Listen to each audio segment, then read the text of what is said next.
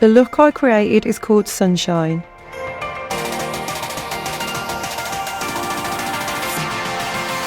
I applied the colour all over throughout the hair using bright daffodil and sunflower to make this magical burst of sunshine.